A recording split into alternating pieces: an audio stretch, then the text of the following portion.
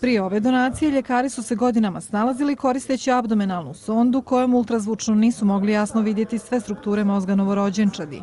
Neonatalna sonda značajno će unaprijediti dijagnostiku u cilju ranog otkrivanja bolesti i anomalija kod beba. Neonatalnom sondom možemo da otkrijemo kakve su lateralne komore, lijeva, desna, treća, četvrta komora.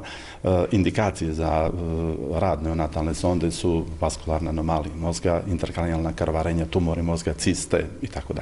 Vrijednost donacije iznosi 9.000 maraka. Ovaj postupak preduzeća Austronet iz Kozarca kod Prijedora najbolji je primjer drugima. Doniramo ovoj bolnici.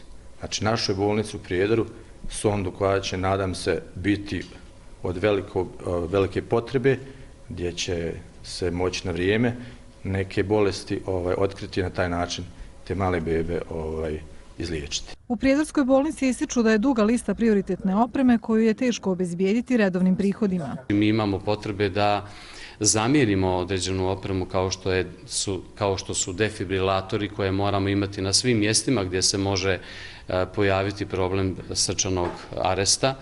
Zatim, u ovom momentu bi nam trebalo bar 5-6 EKG aparata. S pravom očekujemo da se konačno stavi na dnevni red nabavka magnetne rezonance za ovu ustanovu. U ovoj regionalnoj bolnici očekuju i opremanje angiosale, proširenje dijagnostike u laboratoriji, a potrebno im je i novo sanitetsko vozilo.